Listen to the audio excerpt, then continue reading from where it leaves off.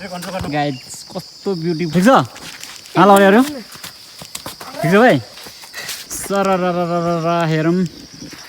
guys हाम्रो चाहिँ घर नजिकै यहाँनिर यस्तो स्विमिङ पुलहरू भइरहेछ है म चाहिँ आज एउटा अचम्मको कमिला देखाउँछु है कमिला ल गाइस चाउचाउ चाहिँ रेडी भइसक्यो मौसम चाहिँ यस्तो भइरहेछ पुरा धुमिरहेछ केही नै देखिरहेको छैन साथीहरू पानी आउँदैथ्यो जानुपर्ने हुन्छ मकै गोड्न साथीहरू हुस्सु लाग्यो बर्खा लाग्यो पुरा असारको अन्तिमतिर पनि आइसक्यो म चाहिँ अब टक्कसँगले होइन लाग्यो केटो चाहिँ यता बाँध जस्तो हानिरहेको छ मलाई पनि ल्याइँदैन त ल्याइँदैन जाउँ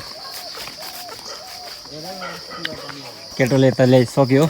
मलको भाडो म चाहिँ टक्क मल कसरी हालिन्छ है गाई एकछिन हेरौँला होइन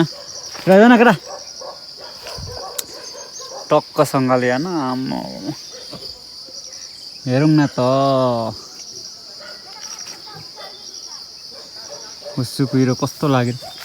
ओइ म्याकुरी यता आउँछ क्या यो तर्सायो त कम तर्सायो मौसम कस्तो छ गाइज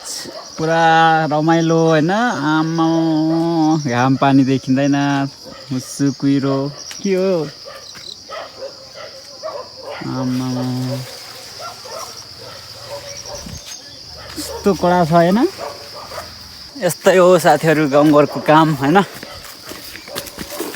पुरासँगले मकैमा चाहिँ दोहोरी गर्ने बेला भइसक्यो मल चाहिँ थपिनेछ कहिले न अरू एउटा लिएन किन ल्याएको हेर्नु सक्नुहुन्छ कस्तो छ त हाम्रो मकैहरू भर्खरै जस्तै हानेको है गाइस पहिलो भिडियोमा हेर्नु होला पहिलाको भिडियोमा त्यो भर्खर आलु जोत्दै गरेर यस्तो भइसक्यो मकै गोड्ने बेला एकदम हरियाली घरदेखि हामी चाहिँ मुनि लागिरहेछौँ केटो र म के हुन् त साथीहरू भिजोक रमाइलो छ त यार गाउँघर त यस्तै छ रमाइलो छ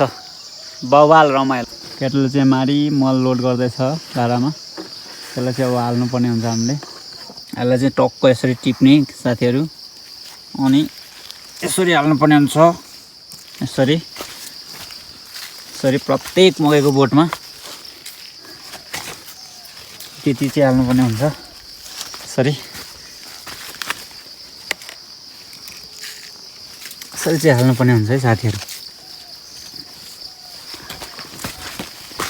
मल हाल्ने तरिका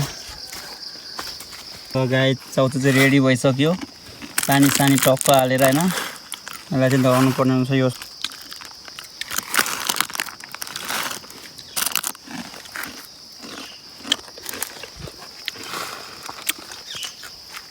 एउटा अचम्मको कमिला देखाउँछ है कमिला सो कत्रो खतरा हुन्छ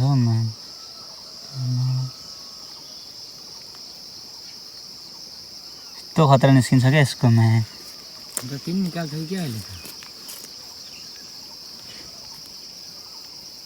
यो कमिलाले चिल्यो भने चाहिँ कम दुख्दैन गङ्गाले चिलेको भन्दा नि खतरा दुख्छ है फेरि यसले चिलेको चाहिँ कम खतरा दुख्छ त्यो मुला के अरे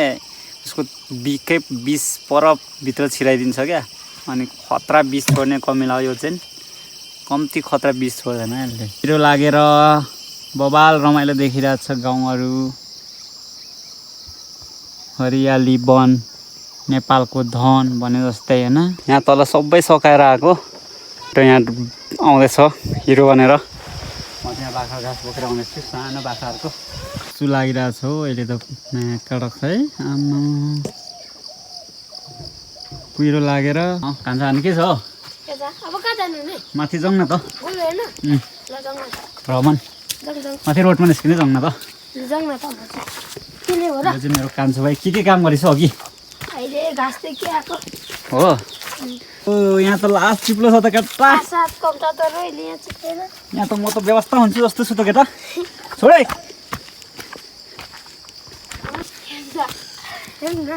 ला दियो जाउँ आइज आइज जाउँ मेरो कान्छो भाइ फाल्गुनन्तजी होइन हजुर हाम्रो स्कुल देख्न सक्नुहुन्छ गाइज स्कुल त बबाल आइरहेको छ क्या होइन ओइ पानी बगिरहेको छ त यहाँ त केटा फाल्गुनन्त पानी बगिरहेको छ त यहाँ त ओ माई गड यहाँ त स्विमिङ पुल छ त केटा हान्छस् ओइ स्विमिङ पुल छ त यहाँ त केटा हो पौडी खेल केटा पौडी खेल आम्मो यहाँ डुबिन्छ भाषण डुबिहाल्छ नि गाइज हाम्रो चाहिँ घर नजिकै यहाँनिर यस्तो स्विमिङ पुलहरू भइरहेछ है हाम फाल्न त प्र्याक्टिस गरिरहेछन् केटाहरूले होइन आम्मामा कति रमाइलो गाउँ छ हौ यार तेरो केटाहरू प्र्याक्टिस गरिरहेछन् होइन त फाल्गुनन्तजी होइन त फाल्गुनन्तजी सक्यो भन्दाखेरि साथीहरू 6:30 भइसक्यो 6:34 भइसक्यो देख्न सक्नुहुन्छ अब यसमा पानी परेको पनि देखाउनु पानी अघि पर्यो होइन मारी यो चाहिँ हाम्रो गाउँ हो केटाहरूलाई यसो देखाउँ आइज भ्रमण भाइ सल्लेरी एरिया भ्रमण गरौँ न त हाम्रो ठिक छ केटा हो ठिक छ हाल अरू ठिक छ भाइ सर हेरौँ हाम्रो गाउँ यस्तो घुमाउन त नि हाम्रो गाउँमा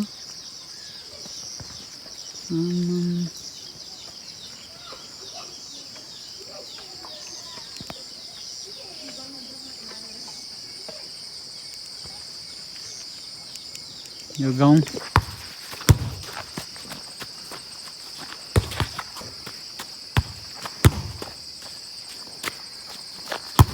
गर्नुपर्ने